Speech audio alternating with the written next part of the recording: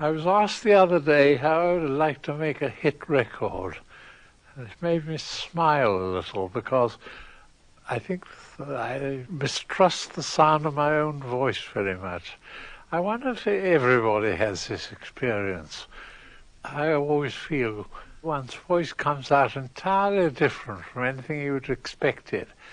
There was a time when my wife bought me a dictating machine, one of those things Edgar Wallace used to have. And I started to dictate a G's novel, and I had to stop after the first paragraph. It sounded too awful. It sounded like a very pompous clergyman.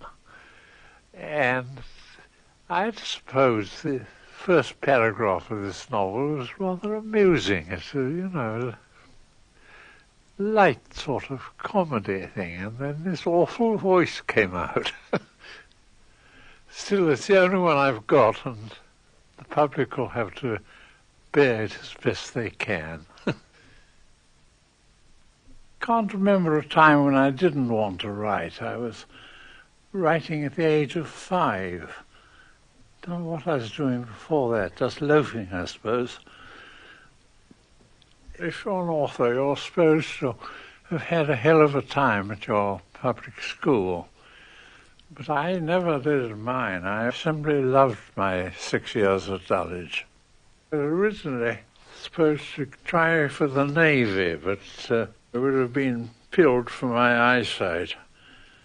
And I fell in love with the grounds of Dulwich when I went to see my brother there, and I asked my father if I couldn't give up all idea of the Navy and go to Dulwich. Before, I've always been rather lucky. I was saying, before that, I was, my parents were in Hong Kong, you see. They had to go out to Hong Kong. And I was left with some people in Croydon. And rather like Kipling, only Kipling had a frightfully bad time, and I enjoyed my time thoroughly there. Anyway, they finally got to Dulwich. Had this excellent time there. And then the trouble was, what was to become of me after I left school? Because Wolf was not actually whining at the door, and there was always a little something in the kitty for the butcher and the grocer, but the finances would not run to anything in the nature of a splash. My father's had retired and was living on a pension, and it was paid to him in rupees. And all the dirty tricks, being paid in rupees is the worst, because it was always jumping up and down and throwing fits. Just about the time when I was leaving Dulwich, I was going to try for a scholarship at Oxford. I think I'd have probably got one. Suddenly the rupees started going down. Decided there wasn't enough cash to send me to Oxford, even if I got a scholarship. So went into the Hong Kong and Shanghai Bank. You may think this is a bit of luck for the Hong Kong and Shanghai Bank, but it wasn't so, because I think I must have been about the worst clerk that ever was. I became a sort of legend in the place. I mean, to this day, whenever there's discussion in the manager's office about a new clerk, and the idea is he's rather bad at his work, somebody's bound to say, oh, but you ought to have seen P.G.Wodehouse. They don't make them like that now. They've lost the pattern.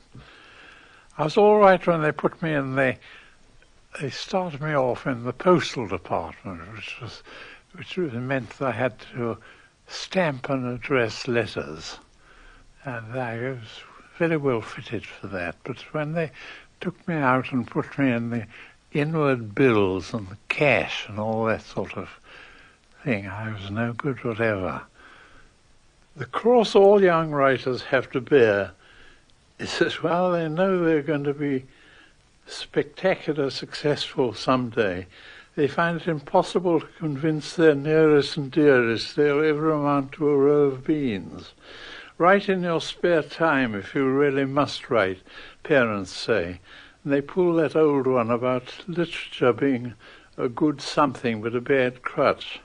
I do not blame mine for feeling that a son in a bank making his £80 a year, just like finding it in the street, was a sounder commercial proposition than one living at home and spending a fortune on stamps. So for 2 years I continued to pass my days in Lombard Street and write at night in my bed-sitting room. And a testing experience it was, for all I got out of it was a collection of rejection slips which I could have papered the walls of a good-sized banqueting hall. Best you could say of them was some of them were rather pretty. But what I always feel about rejection slips is that their glamour soon wears off. When you've seen one, you've seen them all. The handicap under which most beginner writers struggle is they don't know how to write. I was no exception to the rule. Worse bills than mine may have been submitted to the editors of London in 1901 and 1902, but I think it very unlikely.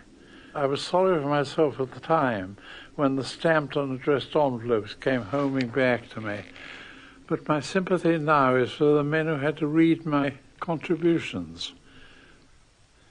My parents were living in Shropshire. Nothing would have suited me better than to withdraw to that earthly paradise and devote myself to turning out short stories, which I used to do at that time at the rate of one a day. Then I had another bit of luck. One of the masters at Dulwich, that was Beach Thomas, subsequently was knighted in the First War as a correspondent, and he was working then on the By the Way column of the Globe, which was a sort of, supposed to be funny paragraphs and verses and so on. I asked him if he could get me any holiday work there, and he occasionally took a day off, and I was able to take a day off from the bank. But then came a time when he was going away for his summer holidays, and that meant, of course, somebody got to fill his place for 5 weeks. And if I didn't do it, the job would go to somebody else.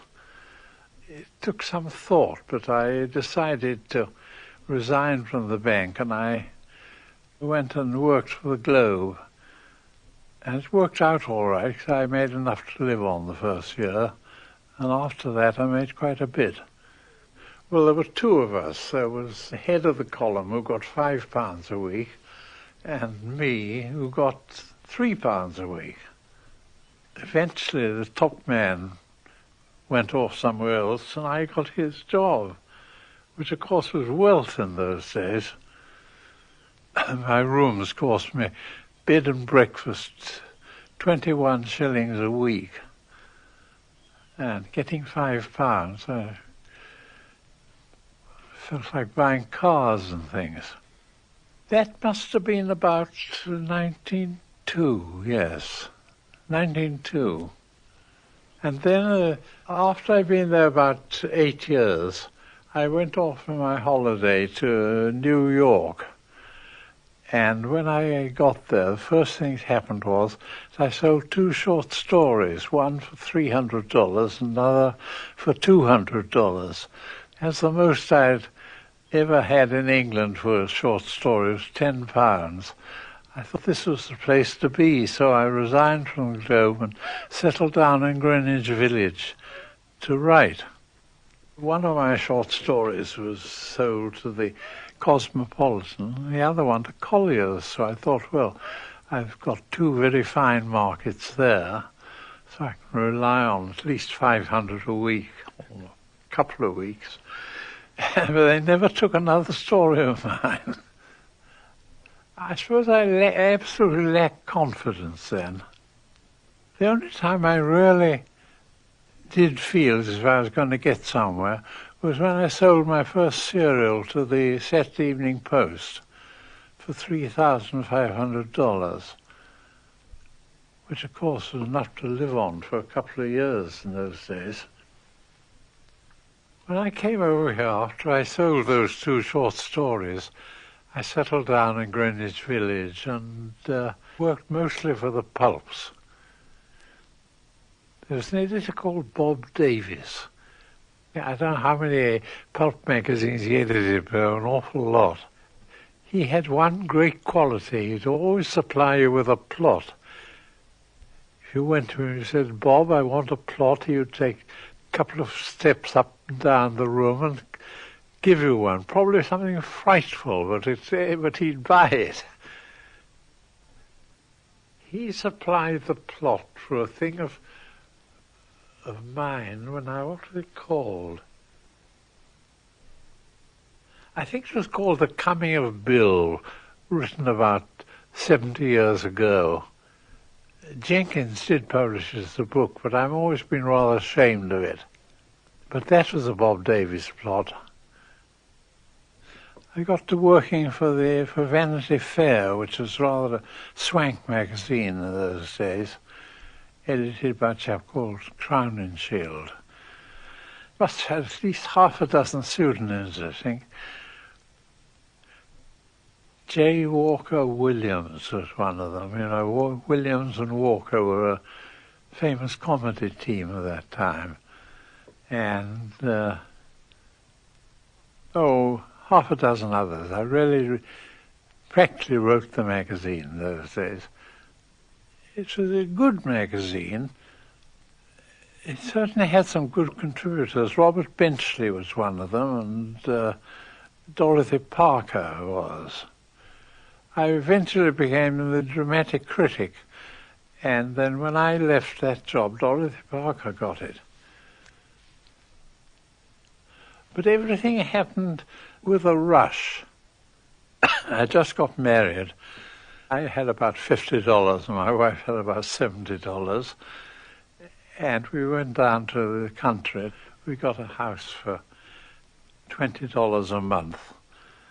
And I was working on a thing called Something New. It's called Something Fresh in England.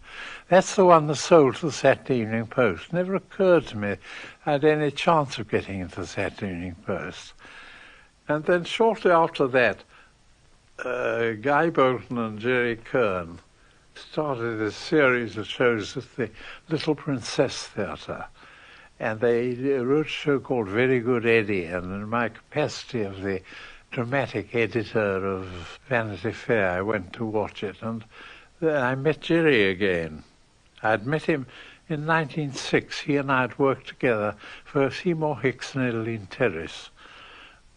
And we did a song called Mr. Chamberlain, at the Aldwych Theatre this was. And we did this song, Mr. Chamberlain, which was a great success.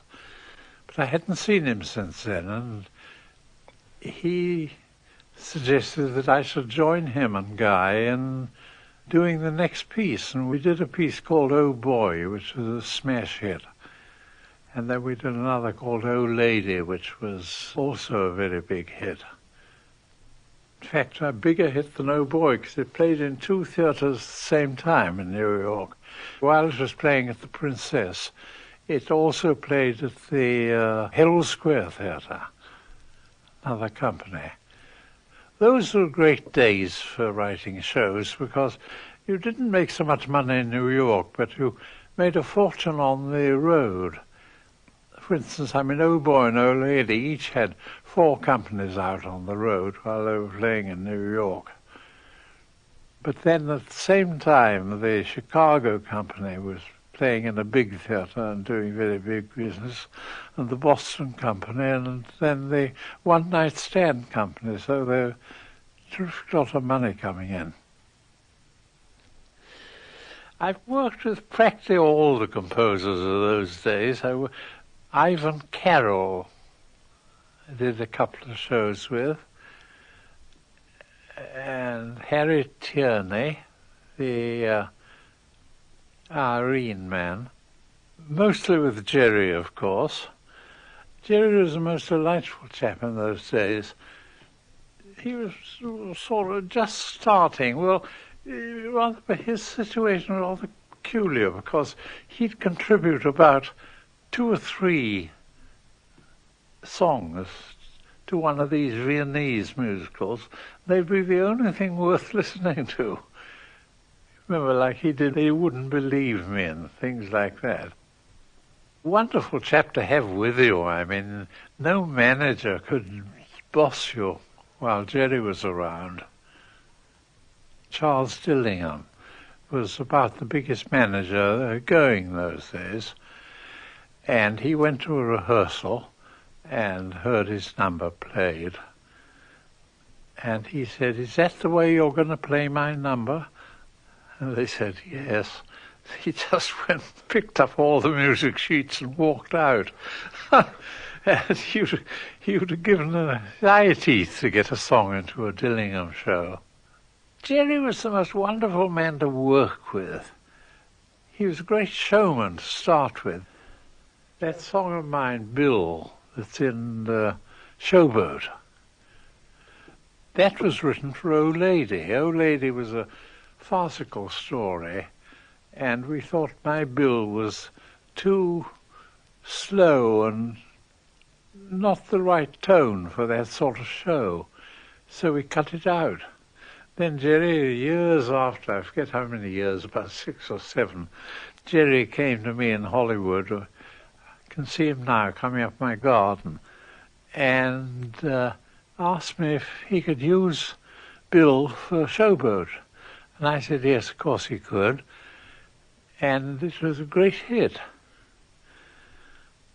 Curious thing, when Hello Dolly was in rehearsal, Harold Prince told his partner, they were putting it on, he said, one thing you must do, you must cut out that Hello Dolly song. It has nothing to do with the show. He was perfectly right, of course. Dolly wasn't planted as a sort of belle of the town or anything like that. I mean, she was just an ordinary middle-class woman, and why everybody in the restaurant should welcome her like that, problem. Of course, he was quite right, but that's what made the show, of course. Ages ago, Guy and I and Jerry wrote a review for a theatre which ceased to exist now, for Ziegfeld and Dillingham. And the boy who played the piano at rehearsals was George Gershwin. I remember George coming up to me on Broadway and saying he'd had a song accepted by somebody, I forget who, and could I get other songs of his. He made a very quick success. I suppose he was always a great composer, but he hadn't arrived by then. Because George's death, age of 37, was a tremendous shock. I've always been a great friend of Ira's. We correspond a good deal. He always sends me something for Christmas.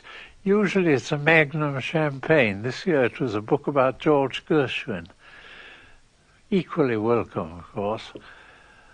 Ira and I, we were working about the same time.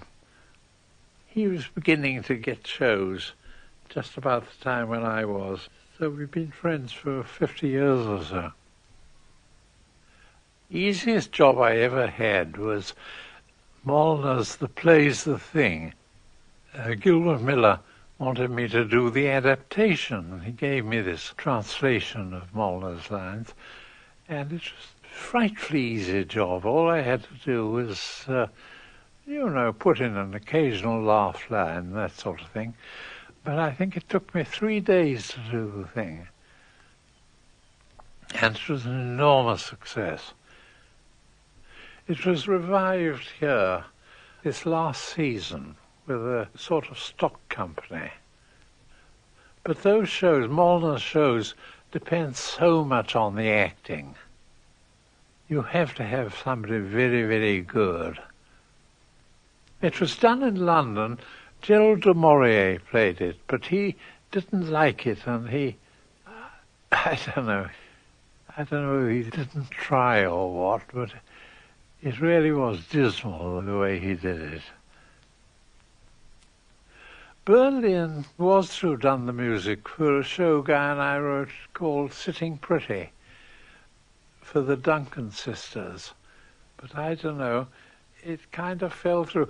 I don't think he liked doing any music for which he didn't do the lyrics. Anyway, he dropped out and Jerry Kern did the score finally. That was rather an instance of the sort of troubles you get into in the theatre. We wrote this show for the Duncan sisters. They've probably never been heard of in England, but they were great stars in those days. Everything was fixed. They were going to play in our show. And then they asked the manager, Sam Harris, if he would mind if they just went to Chicago for a few weeks to do a little thing they'd written themselves about Uncle Tom's Cabin. And he said no, because we wouldn't be starting our show for another month or two. And so they went there, and their show ran for about 2 years, so we lost them. The show turned out all right in some respects, but it was written for these two girls, and the girl we had to put in instead of one of the Duncan sisters wasn't very good. Oh, I don't know. Once you get your cast messed up like that, it's very difficult to get ahead. But I've had great luck in the theatre because I've very seldom had that happen to me. I mean, any show I've been connected with has always been quite straightforward and, you know, with no crises coming along at all. It's awfully difficult to say how a novel actually starts. I suppose it's largely a question of getting an idea, and then you have to see which group of characters will fit into. I mean, a Lord Emsworth story will require quite different treatment from a Jeeves story. The difficult thing about a Jeeves story, of course, is to give him his big scene at the end. When you've got that, you've got everything. Lord Emsworth's rather different. You need a different type of construction for a Lord Emsworth story. When I've got the main idea of a story, I always write a very elaborate scenario, especially if it's a novel. I always have about 400 pages of notes, mostly absolutely incoherent and having nothing to do with the story as it finishes up. That's the only way I can work. I think, I don't know if other authors do the same, but I always have to get the end before I can start writing. I'm just finishing a new Jeeves novel. I've got one more chapter to do, and it's a very short chapter.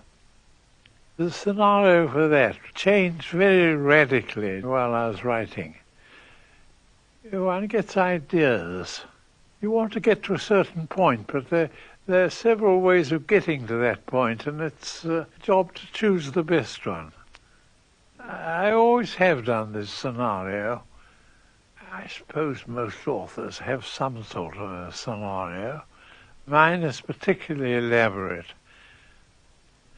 You see, the thing is, in a novel, the characters change rather as you go along. You suddenly get an idea for improving a character or making him a different character entirely.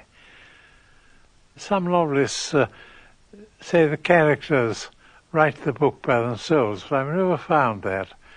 I always have to keep rather rigidly to my original idea. Well, it's largely a question of confidence. I had no confidence in my stuff whatever up to the time of something fresh, something new. That rather gave me confidence, feeling the Saturday Evening Post thought it worth buying as a serial. The magazine collapsed. In the curious way these magazines do collapse. I mean, it had a circulation of about 7 million, but that apparently wasn't good enough. I think one generally finds you have too many characters. It's a good thing to drop one or two if you can. Yes, I remember, I forget which one it was, but the Saturday Evening Post liked the story, but they said it would be better if I dropped two of the characters. It took some doing, of course. Now, my last book, a thing called Bachelors Anonymous, that came very easily because the whole story was about how to prevent this motion picture magnate from getting married again. I don't think of one of my books that came out really easily, and that was the one I wrote when I was a prisoner in the German camp. A thing called Money in the Bank. Because I had the plot practically complete when I went into the camp, and it didn't give me any trouble in the writing at all. Sometimes, of course, one gets absolutely stuck, which is horrible. But I've had good luck in that way. Generally, I find that if I've got my scenario out, I can always manage. I'm always a little wary when I get near the end, especially this one I've been doing now. I wasn't at all certain about the end till I got right up to it. And then something seems to happen to you. You get the momentum. I don't know why it is. In my early days, I tended to make myself a little too long. My trouble now is making it so short. I suppose really one gets to the point one wants to get to quicker. That's what it is. I've been complimented sometimes on the names of my characters. And I must say I do take a great deal of trouble over them. The comic ones are easy, but the straight ones always give me a lot of trouble. I don't know where I got the name Blandings. I suppose it just came to me. Great difficulty about names is that you get a good name and you find it belongs to somebody you know very well and you don't like to use it. The name Jeeves, I got that while I was watching Warwickshire play Gloucestershire at cricket. And the Warwickshire bowler was a man called Jeeves, and I thought it was a perfect name. So I called him that. And the Warwickshire Cricket Club presented me with their tie, which I'm wearing now. I'm sort of honorary member of the Warwickshire Cricket Club. But he grew gradually. Well, it was more or less of an inspiration. I was writing a short story at the time about, he was called Reggie Pepper then, he became Bertie Wooster later, and he gradually grew from there. I started with a few short stories, rather long intervals, and then I started doing novels about him. I'm the first to admit it's not true to life. I mean, it's probably Edwardian. A fellow like Bertie, well, there wouldn't be any Berties now, would there? Not with valets like Jeeves. A bachelor wouldn't have a valet now, would he? And of course, in my day, they all did.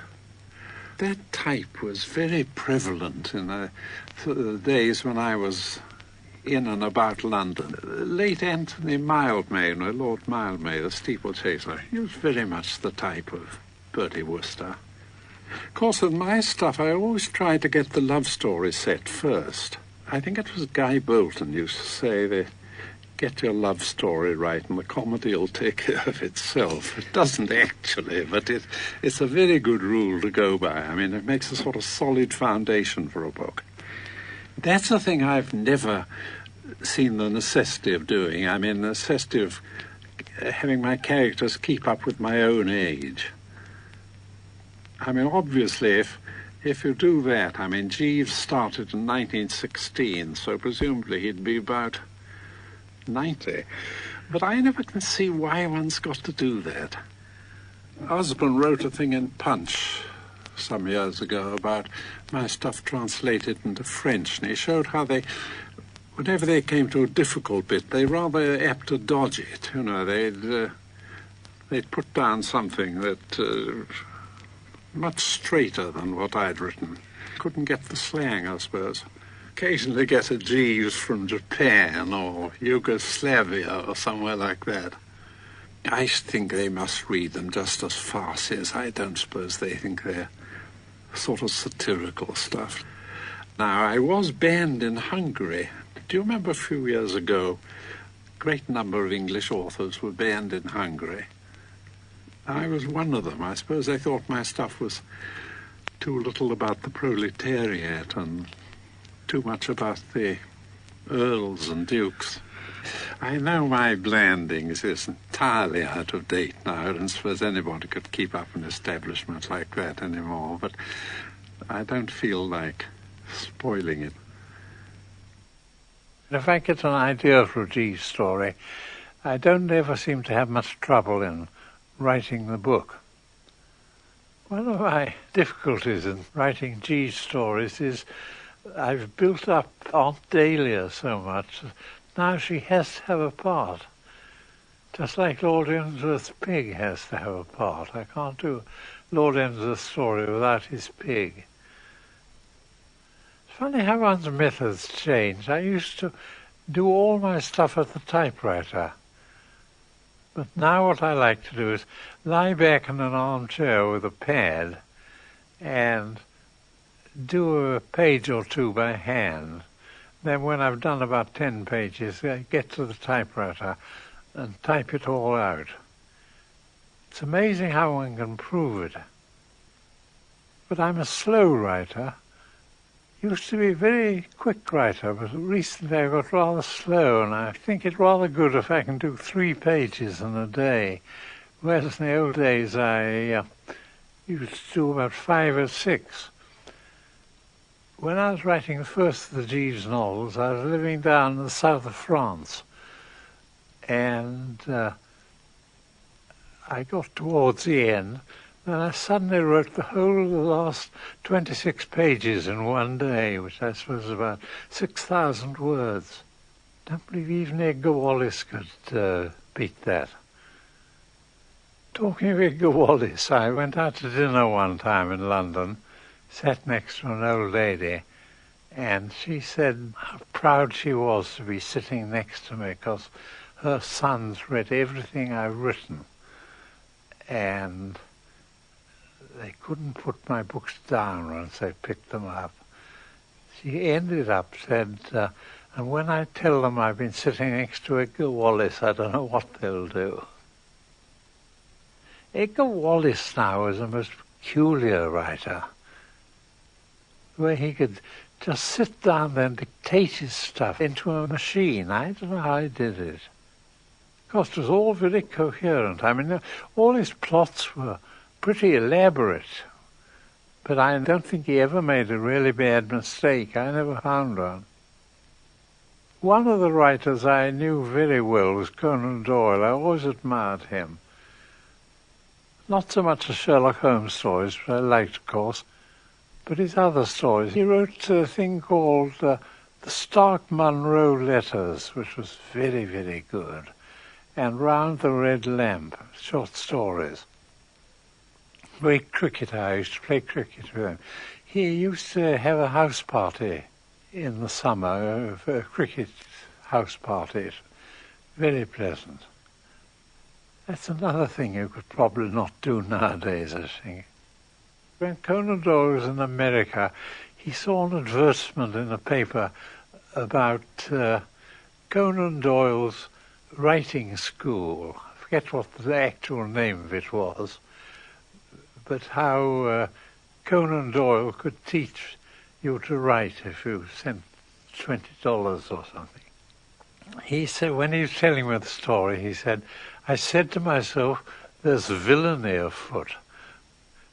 And I always thought, he's the only man in the world who would have put it like that. I mean, the ordinary man would have said, oh, there's some pretty bad stuff going on here or something, or don't like the look of this. But if you notice, Sherlock Holmes always uses that expression, doesn't he? Come, Watson, the game is afoot. He started at a time when people did write like that. You know, that rather literary style. He was a wonderful man. Kipling I didn't know at all. I met him a couple of times when he paid me the compliment of asking me how I ended my stories. He said he always had the trouble about ending a story. He wanted to know how I did it, which I thought was so nice of him. One of my favourite writers is Rex Stout. He is really awfully good. But we're all getting a little bit older. He's 85 now, I think. I don't know how many more novels he's got left in him. I shall be 93 in October. I haven't really any sort of formal thing of reading. I just read what happens to be there. I never miss an Agatha Christie or a Rex Stout. But at the same time, next day I may be reading Shakespeare.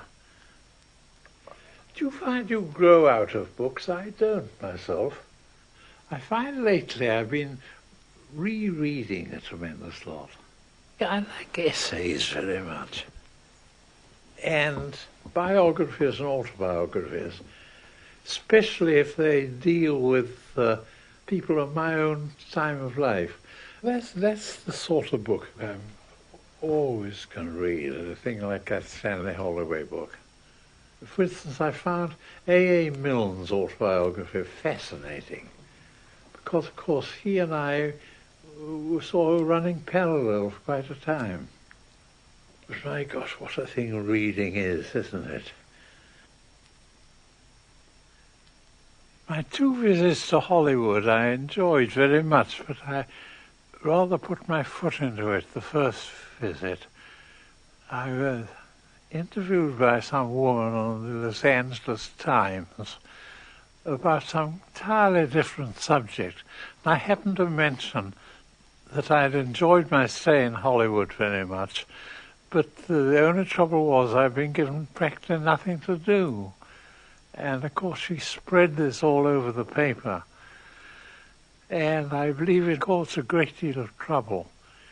Things were really lax up to that time. I mean, if you know, there are no sort of definite hours when you had to be working.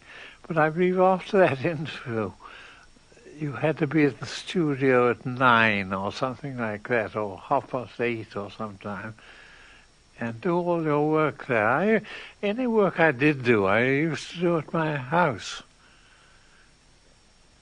I liked Hollywood very much, but I never got the hang of picture writing. Couldn't do it properly. The only impact I made on Hollywood was that I walked everywhere. Irving Thalberg would ring me up and tell me to come round to the studio. I'd be working at home. And then about 3/4 of an hour later, he'd ring up my house again and ask what's become of me. And they said, oh, I was walking to the studio. MGM was in Culver City, which was miles away from anywhere. I had a lot of fun writing stories about Hollywood and inventing the various jobs people had, like the yesser and the vice yesser and the nodder. The yesser was a man who had to say yes whenever the boss said anything. And when he'd said yes, the vice yesser said yes. And then it was the cue for all the nodders to nod. They weren't important enough to say yes, they just had to nod. But I'm afraid all that's over now. It's very sad to think that Hollywood has collapsed so. It was a very jolly place when I was there. I came back again about 6 years later to do a book of mine called The Damsel in Distress, with music by George Gershwin. That was a very pleasant experience. After doing The Damsel in Distress, my wife and I went back to the 2K, where we've been living since about 1925, I think. And everything was fine for a year, and then suddenly the war came. Everything happened very suddenly then. The Germans broke through. We never thought anything like that would happen, but suddenly German soldiers appeared everywhere. We went on living for 2 or 3 days, and then we were all summoned to the prefecture and told that we were going to be interned. That was a very nasty shock, because we didn't know what would happen then. First taken off to Lille prison, which was very unpleasant. Apart from being imprisoned there, I mean, the whole place was a mass of broken glass. You know, as one went to one's cell, a great pane of glass would fall off behind one. And we were there just for a few days, I think. Great difficulty was that no arrangement had been made for feeding us, except there was soup, but we hadn't been given anything to put it in. And so you had to go hunt around till you found an old can. I managed to get one. I forget what it had contained originally, but I always felt my can had something the others hadn't got. It seemed to have a sort of very individual taste. Then from Lille, we went off on the train to this place Toast, which is in Upper Silesia. And that really was a genuine camp. I mean, it was the first one we'd had. You know, the commandant and internees looking after things and so on. Here, in a few simple words, is an explanation of how an internment camp is run. First, get your internees. These are indispensable, for nothing looks sillier than a prison camp without prisoners. Internees of all sorts and kinds and sizes may be readily obtained at little cost and trouble. They come in every shade from midnight black to primrose yellow, or like me, a pretty pink. Having stocked up with internees, buy plenty of barbed wire. You can have lots of fun decorating the place with this. It will bring back old memories of the days when you used to hang up the mistletoe at Christmas. Lice. These may be provided, but probably the internees will bring their own. We had great good luck to have an awfully nice commandant, a man called Buchelt, who did all sorts of things for us which he needn't have done. It really was quite pleasant there. As regards the food, for breakfast we had what we've been able to avoid eating of our bread ration overnight and a mug of coffee. The luncheon menu was more varied. There were always potatoes, 3 per man during the first 2 months, and then suddenly a welcome increase to 8 or 9, but different days brought different things to go with them. The great danger was always that the cook, a man of lethargic mentality, would lose his inspiration and fall back on Swedes. If he did not, we would get a fish course once a week, an odd sort of barley porridge twice a week, and on other days cabbages, carrots, sauerkraut or black pudding. Before lunch we would speculate as to what we were going to get for lunch. After lunch we would discuss what we had had for lunch, generally in a derogatory spirit, for we were not easy critics. You may take it as a fact that no matter how apparently absorbed an internee may be in some passing task or recreation, his thoughts are really on his last or his next meal. When he talks of nothing else. A man told me once that, sickening of the universal topic, he followed Father Reeves, the Roman Catholic priest, and myself round the park one morning, hoping to hear a bit of mental and spiritual uplift. What he actually drew was a discussion of the respective merits of sauerkraut and those peculiar slices of sausage which we used to call rubber heels. From start to finish of my career as an internee, I lost 42 pounds in weight. I don't say it's not made me feel better and look better. In fact, I feel terrific and I look like Fred Astaire. I had my writing to do. I was writing all the time. We played cricket and football and so on. I mean, it was nothing like what you generally think of when you think of a German prison camp. At 8 in the morning and 8 in the evening, we paraded, and as far as parades were concerned, I did not object to having to stand for 50 minutes or so, for they provided solid entertainment for the thoughtful mind. You might think that 50 minutes was rather a long time for 800 men to get themselves counted, but you would have understood if you'd seen us in action.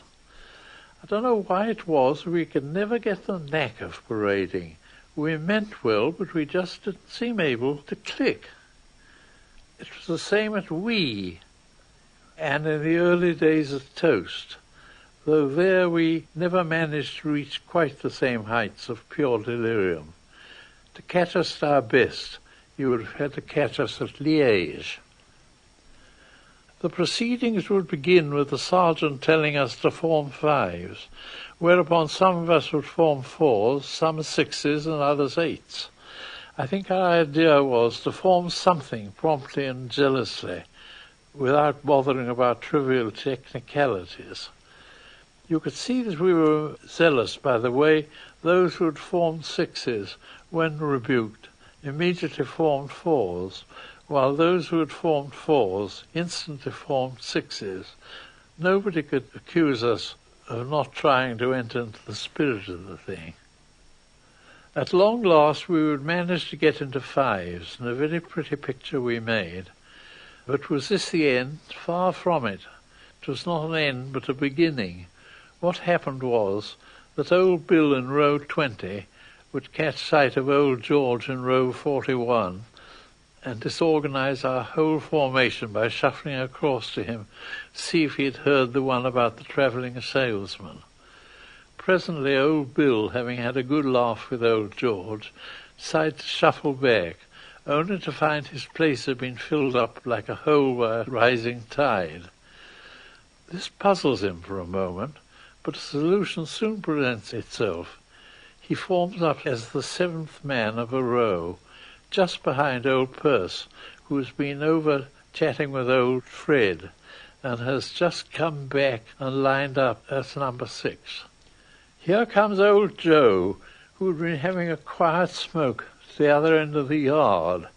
He comes strolling along with a cigarette hanging from his lower lip, and eyes us in an indulgent way, as who should say, "Hello, boys, playing soldiers?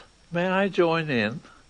He is thoroughly cursed, in German by the sergeant and corporal, in French by the interpreter, and in English by us, and takes his place in the ranks. The place we were in was a converted lunatic asylum. Quite extensive grounds. Managed to get games and things. Altogether it wasn't too bad at all. It was from there that I made the famous broadcasts. It never occurred to me there was anything wrong about it, but they made a great sensation. I remember it came as a great surprise to me to find there was any trouble. It never occurred to me there would be. After various vicissitudes, I found myself in Paris, where Malcolm Muggeridge came to interview me. He was then an officer in the intelligence. I don't think he liked it much from what he's written about it, but that was his job, and he was awfully good. Vanity had just come sort of to inquire about things, and he was succeeded by a lawyer, I forget his name now, from England, who put me through various questionings. But it's a long time ago. practically forgotten about it. After the war, we were in New York for some years, and then one weekend we came to stay with the Boltons, who lived at a place called Remsenburg on Long Island. I was writing a play with Guy at the moment. Ethel went out in the morning for a walk while Guy and I worked, and came back to lunch and said, "I've bought a house." And that's where we are now, with 6 cats and 2 dogs, enjoying life very much. Well, I think that about cleans up the Wodehouse story. I shall be 93 next October, the 15th, if you were thinking of sending me some little present. And I'm still ticking over reasonably briskly. I eat well, sleep well, and do not tremble when I see a job of work. In fact, I'm fine. All the same, one does rather feel that one's not the bright-eyed youngster one had been considering oneself, and that shades of the prison house are beginning, as one might say, to close upon the growing boy. A rude awakening, of course. I'd always supposed I was immortal, but now I see that there is a limit and it'll come fairly soon. Not sure I like the new arrangement, but still there it is. A rude awakening, of course, to find one's 92, getting on for 93, and one that must have come to my housemaster at school, who recently died at the age of 96, when he said to a new boy on the first day of term, "Wapshot, Wapshot, that name seems familiar. Wasn't your father in my form?" "Yes, sir, and my grandfather."